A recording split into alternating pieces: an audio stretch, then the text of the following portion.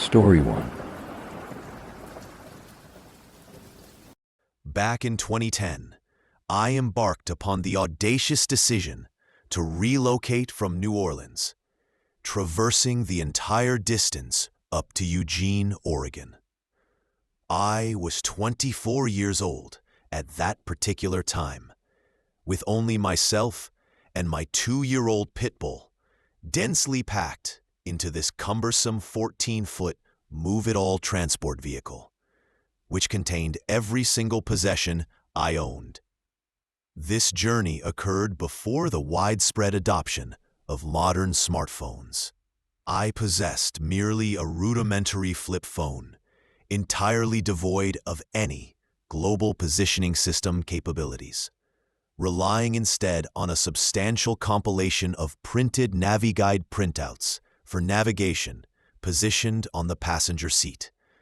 This arrangement was hardly an optimal setup for traversing unfamiliar roadways, particularly considering that cellular reception completely ceased to exist for what seemed like entire eternities in various sections of the desert. Nevertheless, I felt a strong sense of excitement and was resolute in my determination to undertake this extensive cross-country expedition entirely on my own terms. Somewhere deep within the expanse of central Texas, I suddenly realized that I had committed a slight error in my calculations. My fuel gauge was perilously close to complete depletion, and I had not encountered another town exit or even a single service station for an exceptionally long duration. Just as I commenced to feel a surge of panic and began to second-guess my life choices, a minuscule, unassuming town materialized out of thin air, appearing much like a deceptive desert mirage. I did not manage to discern its name, as my singular focus was on reaching the fuel pump before my truck inevitably sputtered and died. It was one of those ephemeral locales that could easily be overlooked in the mere blink of an eye, consisting of perhaps a total of 6 streets, possessing scarcely any identifying signs, and imbued with a quietude that felt profoundly unnatural. I replenished my vehicle's fuel at the pump, never even venturing inside the building, and optimistically presumed I would swiftly rejoin the main thoroughfare. However, I found myself unable to locate the path leading back to the highway. And I do not imply that I merely became turned around once or twice. I literally circumnavigated that entire township 4 distinct times, with each consecutive circuit intensifying my irritation and bewilderment. I could, in fact, visually perceive the highway from specific vantage points within the town, yet every road I attempted either inexplicably looped me back to my starting position or abruptly terminated in a dead end. Ultimately, I conceded defeat and entered the service station to seek assistance. It was at this juncture that I encountered a lanky individual positioned behind the counter. He had lengthy, unkempt black hair hanging obstructively in front of his face and barely lifted his gaze from the magazine he was idly perusing. While he did not appear overtly menacing, there was an indefinable quality about him that simply felt off. He spoke in a manner that conveyed I was unduly consuming his valuable time, and provided me with directions that defied all logical comprehension. He instructed me to take a certain road that would supposedly lead me back to the highway, but only after driving for 17 miles out of the town's immediate vicinity. I paused, expressing my confusion. Wait, how could it be 17 miles back? I certainly didn't drive that far just to arrive here. Yet, he simply offered a dismissive shrug, muttered something unintelligible about the road curving extensively, and still avoided making any eye contact. I exited that establishment with my internal intuition in absolute disarray. The instant I stepped into the parking lot, my hands were trembling so intensely that I could barely manage to insert the key into the ignition. And the very moment I settled into the truck's driver's seat, I spontaneously began to weep. There was no single action this individual had performed that overtly screamed danger, but every fiber of my being unequivocally registered that something was profoundly amiss. Regardless of his true desires, whether it was the contents stored in the rear of my truck, or perhaps something far more sinister, I harbored no intention of discovering it. The sole predicament was that he was the only individual I had observed in that town, and I possessed no alternative means of acquiring accurate directions. It was then that a dilapidated red pickup truck pulled up to the station. The vehicle appeared as though it had endured multiple cataclysmic events, yet the man who emerged from it was the quintessential embodiment of a Texan archetype. A large, broad build, a classic flannel shirt, sturdy work boots, and a full beard. I did not hesitate for an instant. I rushed towards him and urgently inquired if he knew the way to return to the highway. Perhaps it was the desperation etched onto my face, or the undeniable fact that I was on the verge of tears, but he immediately offered me a benevolent smile and stated that he could indeed assist me. He informed me that there existed a deceptively tricky little turnoff, cleverly concealed just beyond a short concrete tunnel, a precise location I had inadvertently passed several times without registering its presence.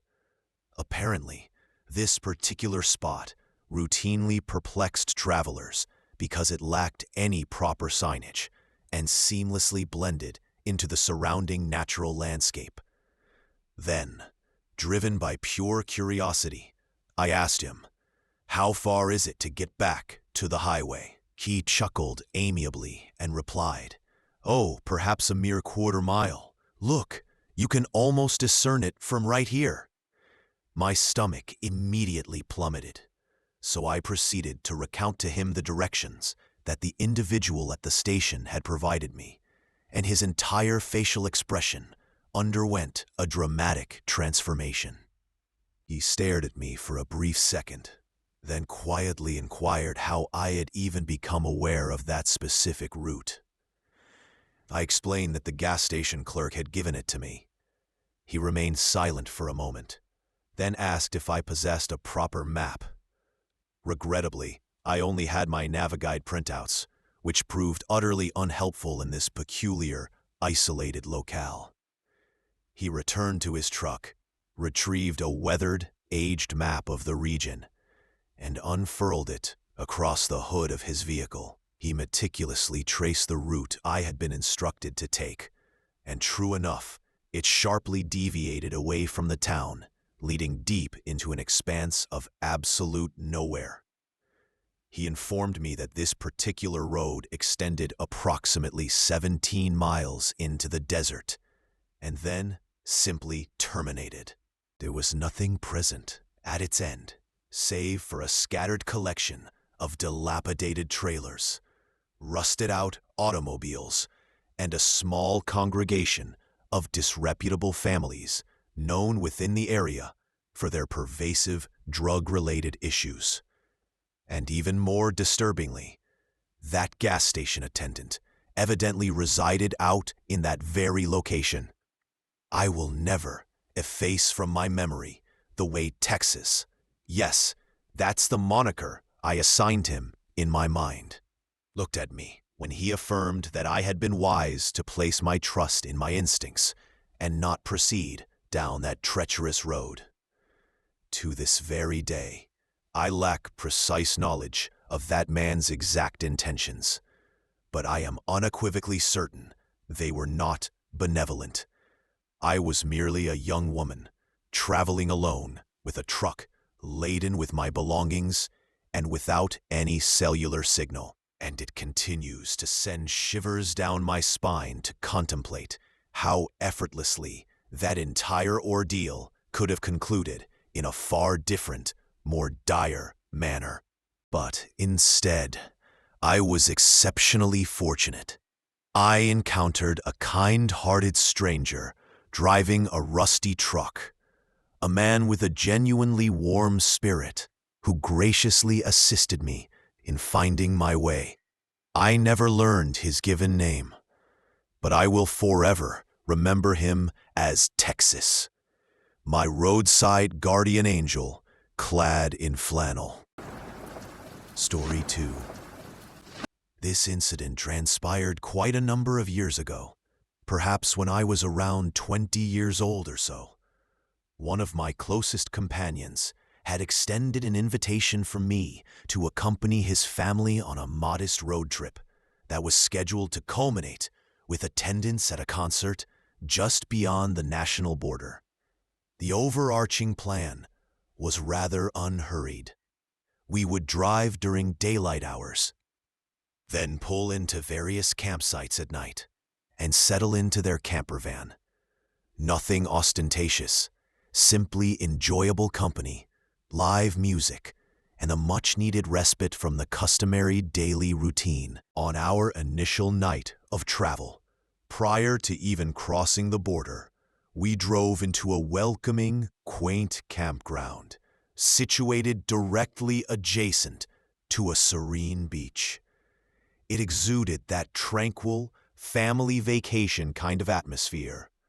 Recreational vehicles neatly arranged in orderly rows, children playfully running about earlier in the day, and not a single disreputable soul discernible anywhere. Consequently, we all, quite naturally, allowed our defenses to drop without a moment's hesitation. After we had finished dinner, while everyone else was preparing to settle in for the night, I decided to venture outside for some fresh air and to clear my thoughts. I have always found solace in being near the water, and since the camper was essentially positioned right next to the shoreline, I reasoned that a brief stroll would be entirely harmless. As I ambled along the path leading down toward the beach, I passed by an antiquated wooden shack, one of those small storage structures commonly found near bodies of water.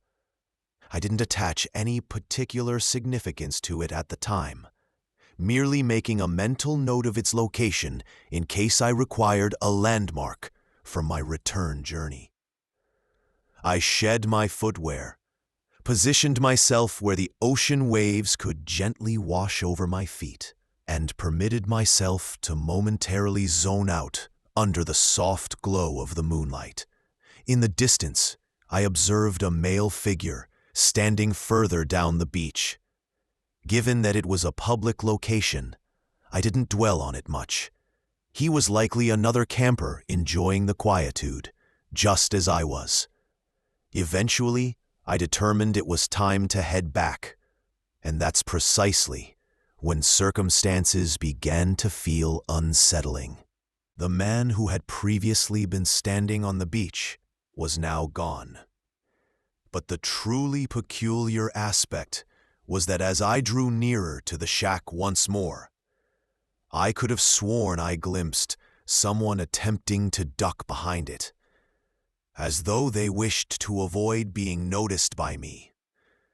Instantly, my brain transitioned into a state of heightened alert. I did not wish to succumb to panic, but neither was I prepared to feign that everything was perfectly normal. I swiftly dialed a friend whom I knew would be awake and began speaking in a conspicuously loud voice, strategically dropping hints such as, "Yeah, I see you. I'll meet you near the camper in 5 minutes." I maintained a considerable distance from that shack as I continued walking, ensuring that whoever was concealed there understood that I was neither oblivious nor alone. I successfully made it back to the camper, securely locked the door behind me, and climbed into bed, endeavoring to dispel the lingering sense of unease. I did not confide in my friend or his family, honestly believing it could have been an entirely harmless situation, perhaps an inebriated tourist, or merely someone acting strangely. In any case, I consciously dismissed it from my mind and relished the remainder of the trip as if nothing out of the ordinary had occurred.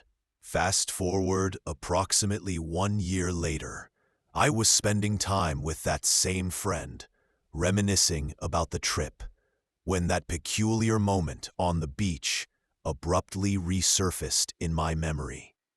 I casually brought it up, somewhat laughing about how unnerved I had been. But as I was speaking, I observed that he became remarkably quiet. Then he divulged something to me that I had not previously heard. Apparently, a few months subsequent to our trip, his younger brother had mentioned something odd during breakfast one morning. On the very same night I returned from the beach, his brother had awakened in the middle of the night to procure some water. As he passed by the camper's window, he saw a man standing directly outside, staring intently inward.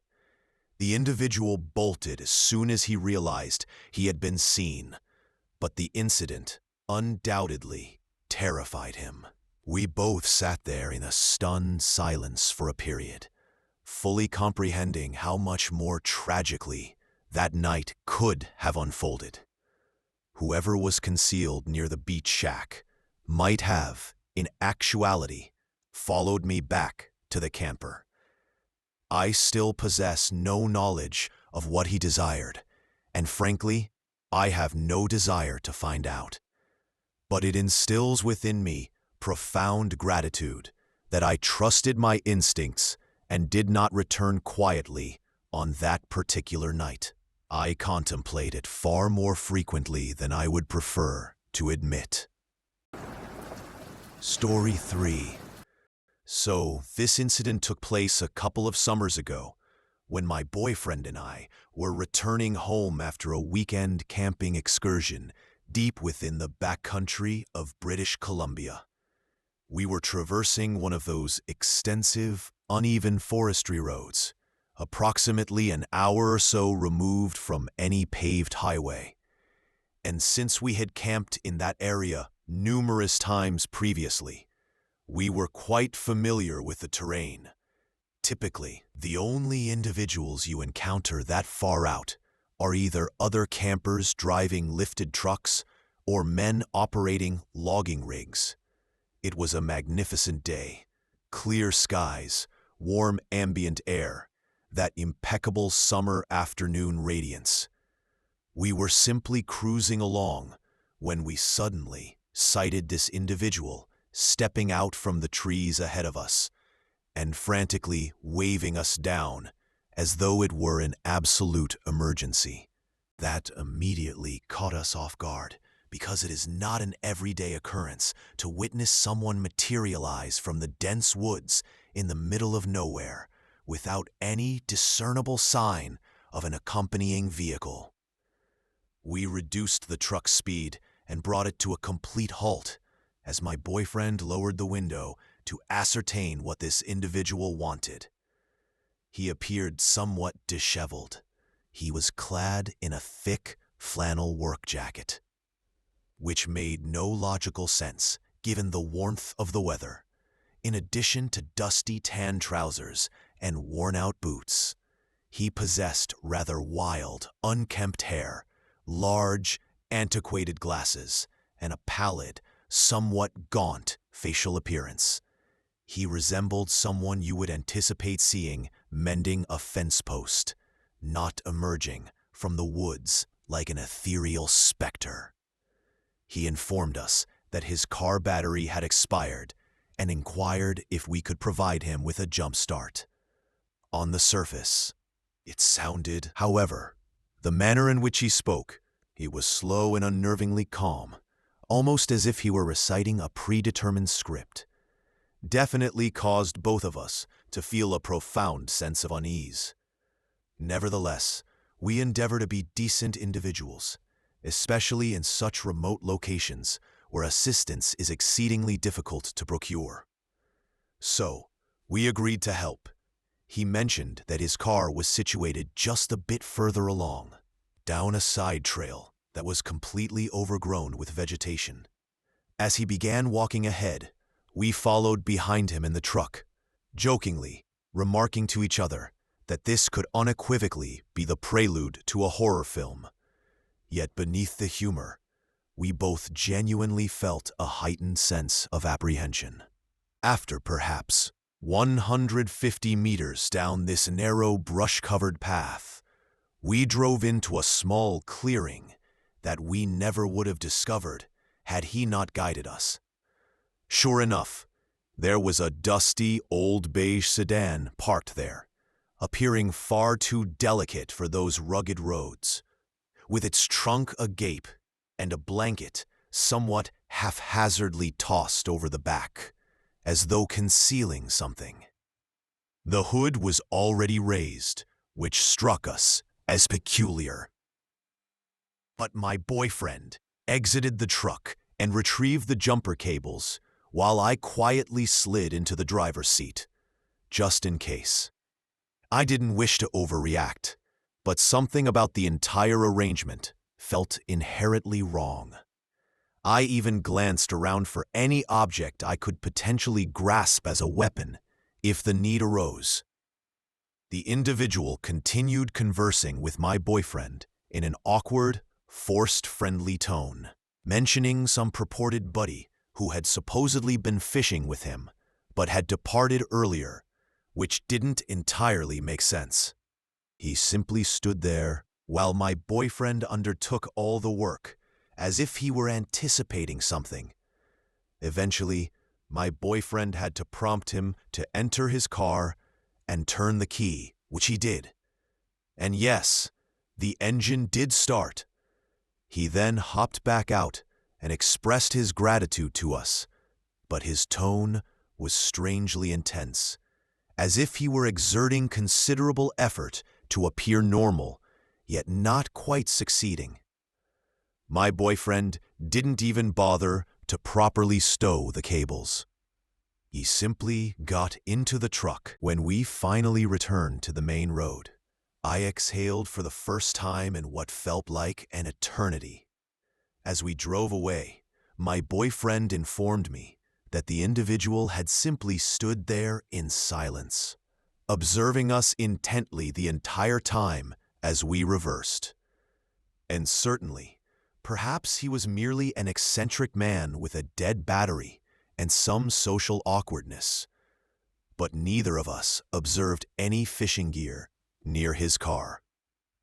And the entire situation felt far too bizarre to be merely a coincidence. I still experience that unsettling pit-in-the-stomach sensation whenever I reflect upon how isolated that spot truly was. I honestly believe the sole reason nothing adverse occurred was because we both remained vigilant and did not afford him the opportunity to catch us off guard.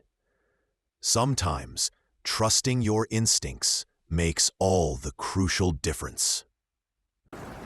Story 4. This transpired to me back in the autumn of 2020, right in the midst of the widespread pandemic chaos. My close friend, whom we shall simply refer to as Jay, and I were undertaking a road trip from New York all the way to Michigan to attend to some flooring installation projects and perhaps inspect a couple of residential properties we were contemplating flipping.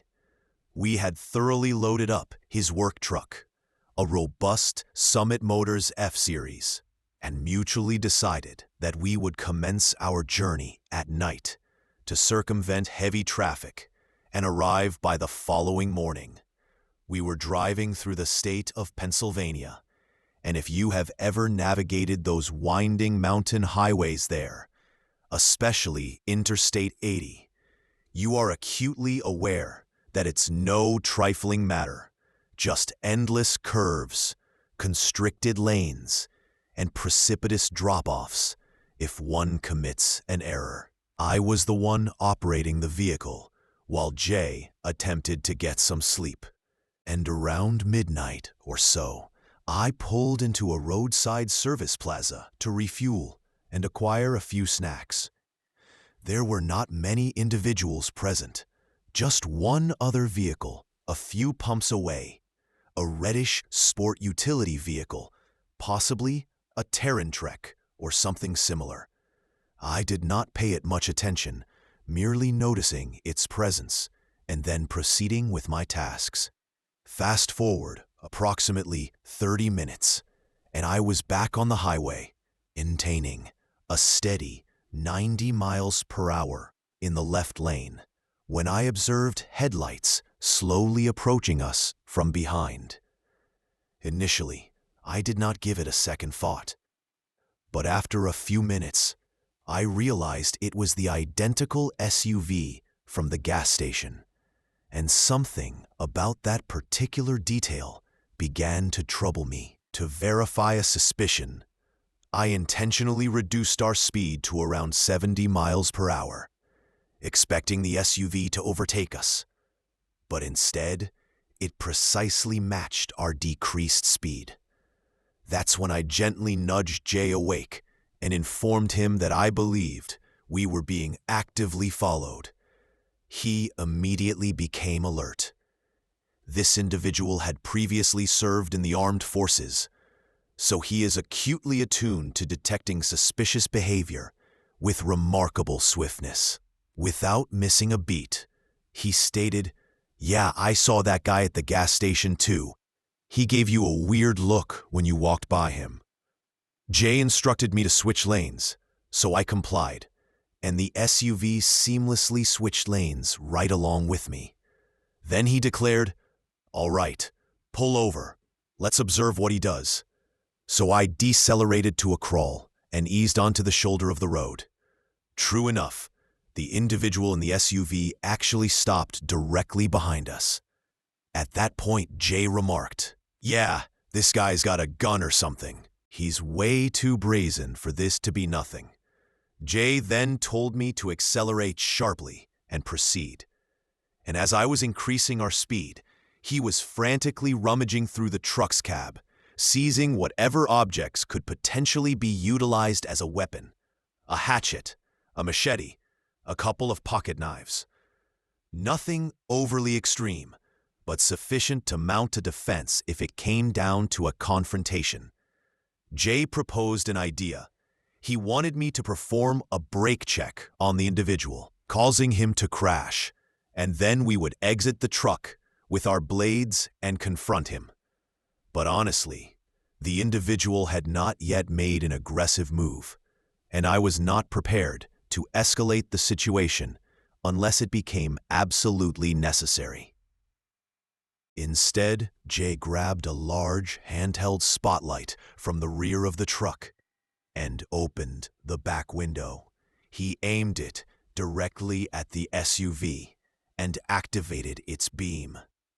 We had hoped to catch a glimpse of the driver, but the front windows were tinted excessively dark, rendering it impossible to see through them. I swerved lanes and instructed Jay to illuminate him again with the light from the side. That time, for just a few precious seconds, we obtained a full, clear view, and it was enough to send chills down my spine. The individual appeared disturbed. He was tall, hunched over the steering wheel, possessed a strange, gaunt face that eerily resembled Uncle Fester from the Addams Family, but with wild, disheveled hair, somewhat akin to Kramer from Seinfeld. His expression was intensely fixated, as though he was completely locked onto us. But once he grasped that we were both alert, that we had seen his face, and that we were not vulnerable targets, he abruptly veered off at the very next truck stop and vanished from our sight. To this very day, Jay and I continue to debate what our course of action should have been. He firmly believes the individual was a full-blown killer, perhaps merely cruising around, seeking someone isolated to prey upon. It could have been a truck driver sleeping in his cab, who ended up being the unfortunate victim that night. Personally, I don't know precisely what that individual had planned, but I am 100% convinced it was not benign. Whether it was robbery or something far worse, I am simply grateful that we did not linger long enough to discover. Story 5. A few years ago, perhaps 8 or 9 by now, 2 of my closest companions and I conceived the notion that it would be an enjoyable and economical adventure to embark on a cross-country coaches road trip from New York to New Orleans, making deliberate stops in various cities along the route. We were not particularly affluent, so the plan was straightforward. Travel by bus, stay at budget-friendly hotels, explore each location briefly. We reached Atlanta, likely around the stroke of midnight, and after consulting our maps, we observed that our designated hotel was situated merely a few blocks away from the station. In our minds, this proximity implied that walking would pose no significant inconvenience, and we wished to avoid expending cash on a taxi fare. A classic regrettable error. A driver positioned near the entrance offered us a ride, but there was an unsettling quality about him. Consequently, we politely declined his offer and set off on foot. We were 3 distinctly out-of-place young men, laboriously dragging rolling suitcases through a decidedly rough part of town, as if we were deliberately inviting a robbery.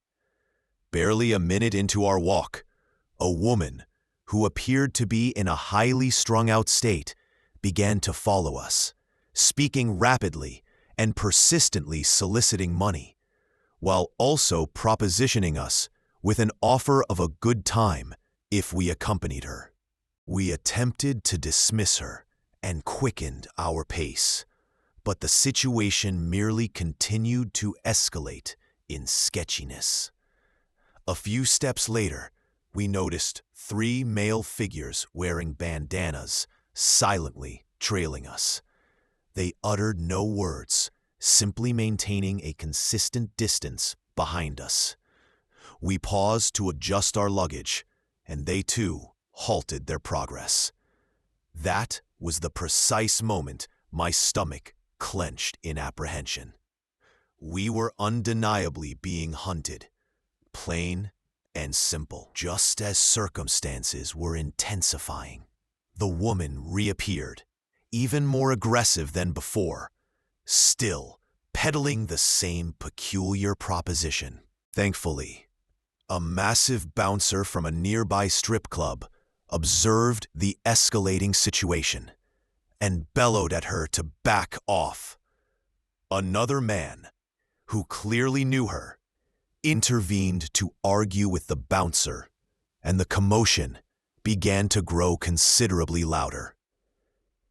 In the ensuing chaos, a security officer from the bus station must have caught sight of us, because he approached and essentially admonished us, asking, "What the hell were you thinking walking around here at night?" He pointed out how we appeared to be conspicuous walking targets. And yes, he was undeniably correct. The security guard escorted us back toward the station and emphatically instructed us to take a taxi this time, allowing for no exceptions.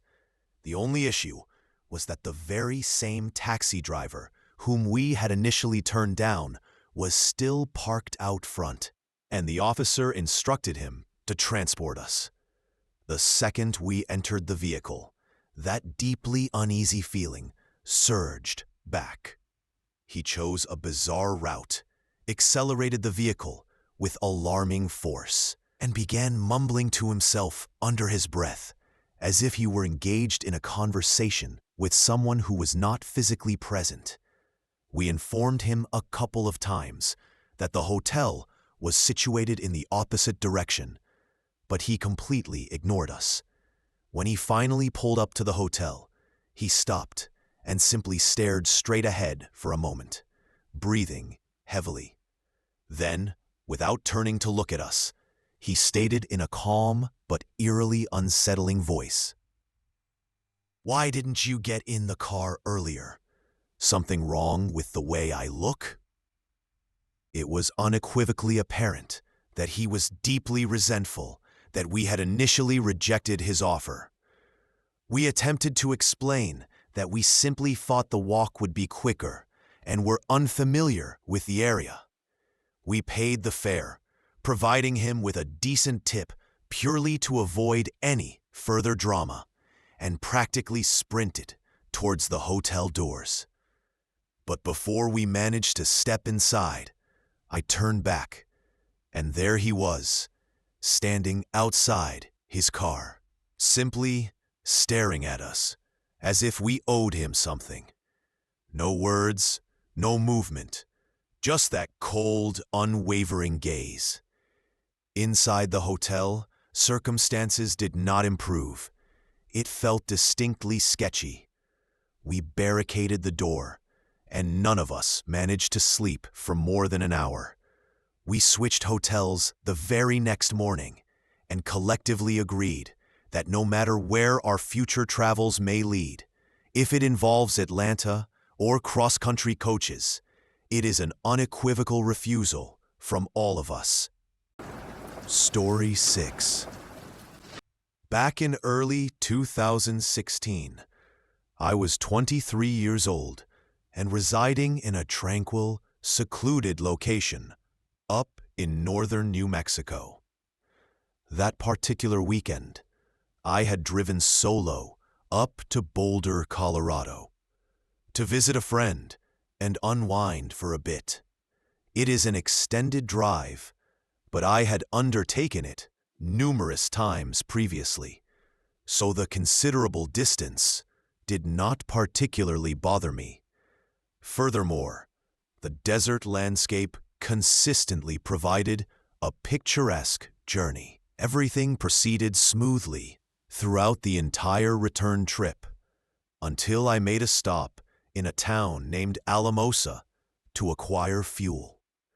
That is the last substantial town before one re-enters an uninhabited expanse for nearly 90 miles, with nothing surrounding you but unpaved dirt roads, scattered trailer homes, and elevated desert terrain.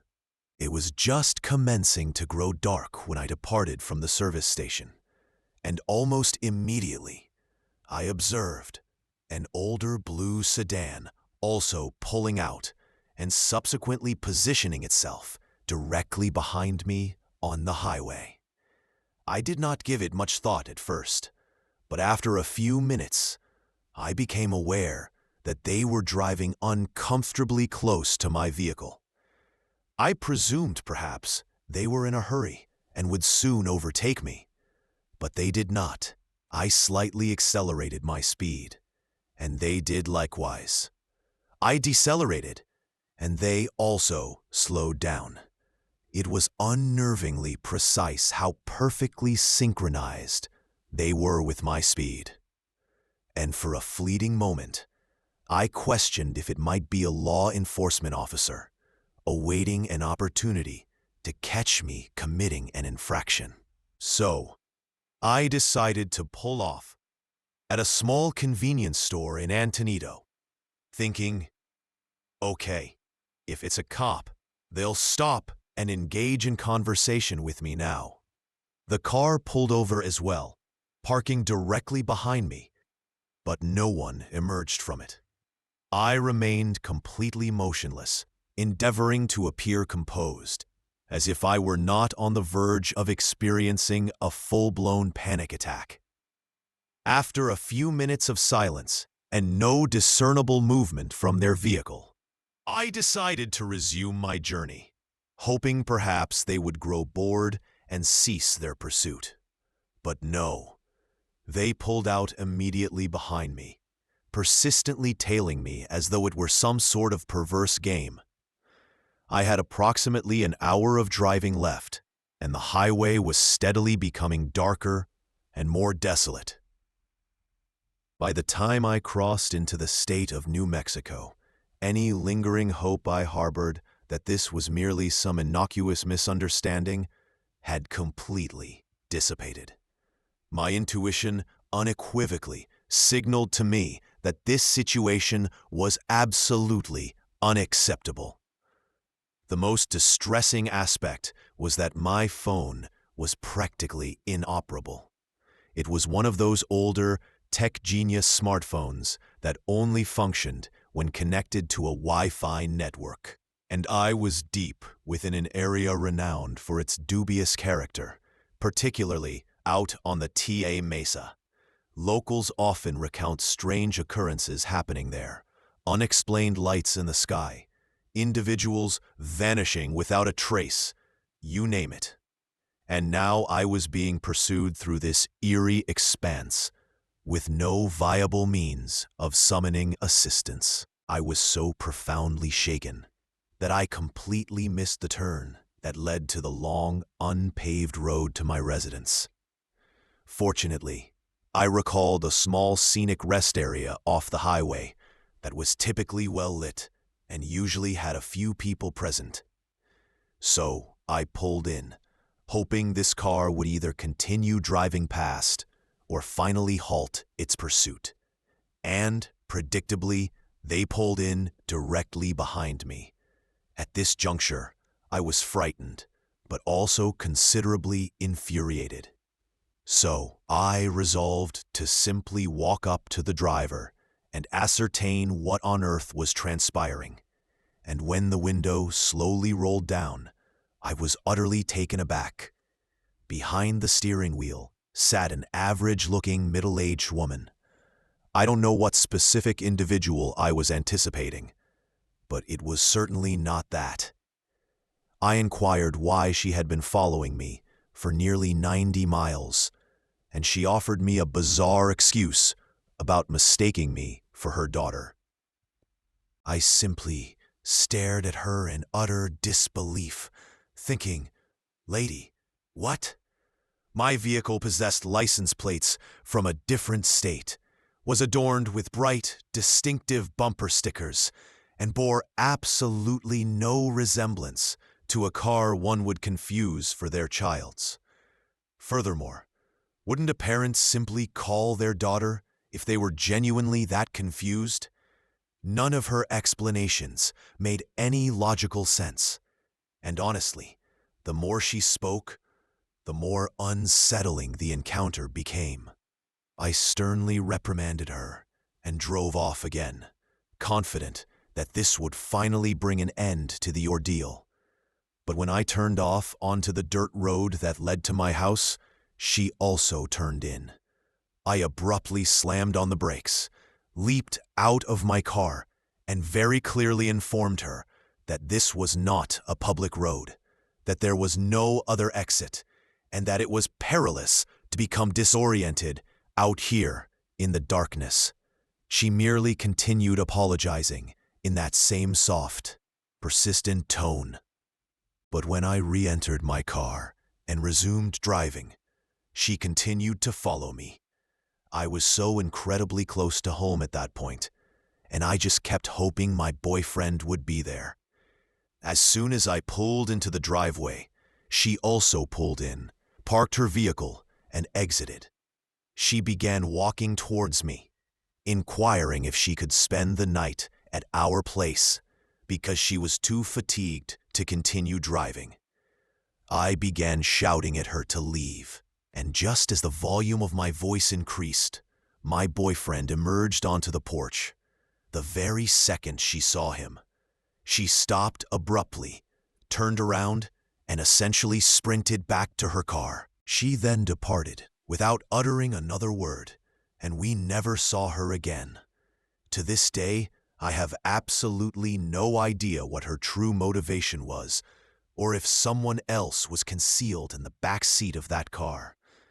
I simply know that she pursued me for nearly 90 miles through isolated roads, deliberately lied directly to my face, and only retreated when another adult individual appeared. Whatever nefarious activity she was engaged in, it was unequivocally not good. Story 7. All right, so this particular incident occurred not too long ago, on April 4th, 2022, to be precise. My friend and I had just concluded an absolutely incredible evening in Columbus, Ohio, after attending a live performance by Matt Maltese, and we were making our way back home to Kentucky. Approximately 20 or 30 minutes into our drive, we realized we hadn't consumed much food since earlier that evening. So we pulled off the main highway to stop at a random service station, intending to grab some snacks and use the restroom facilities. Everything was quite routine. We purchased chips, drinks, and had a quick bathroom break. Then we got back into the car, ready to simply relax and continue our drive home. But when I glanced down at my global positioning system, I noticed it had inexplicably altered our route from the usual interstate highway to some unfamiliar back highway. Now, it was already around midnight, and both of us were utterly exhausted, so I didn't question it excessively. I assumed perhaps there was traffic or an accident ahead, and my sole desire was to reach home. As soon as we turned onto the new route, however, things began to feel profoundly unsettling. There were no streetlights illuminating the path, no other vehicles on the road, no businesses or residential houses, just vast, open fields stretching as far as the eye could perceive. The service station we had just departed seemed to be the last vestige of civilization, and even the road ahead appeared as though it belonged in a horror movie. After approximately 5 or 6 miles of driving through this eerily desolate emptiness, the GPS instructed me to make a right turn onto some tiny road that barely seemed to be in use. It had no painted lines marking its lanes, no street name signs, and only a couple of scattered houses along the way, although none of them looked as though anyone had resided in them for many years. The atmospheric vibes were seriously disconcerting. I made a jocular remark to my friend, something to the effect of, "This feels like where you'd run into an SSW, if you know what I mean." He immediately retorted with, "Dude, don't even say that," and laughed. But his laughter did not genuinely alleviate the palpable tension. Then the GPS announced that a railroad crossing was approaching. So I began diligently watching for the tracks. But we did not see them until they were literally right in front of us. Just rusty metal and graffiti-covered train cars, sitting there in complete, absolute silence. There were no flashing lights to warn us, no gate arms descending, not even a single sound to indicate activity. The entire train appeared abandoned, as if it had been decaying in that precise spot for years. My headlights barely managed to illuminate it, but the scant amount I did observe was sufficient to cause both of us to freeze in our seats. That's when my friend uttered my name, very quietly, as if he were attempting not to further alarm me. But we were already both profoundly freaked out. It felt as though we were not supposed to be there, as if we had inadvertently slipped into a place that was not quite real.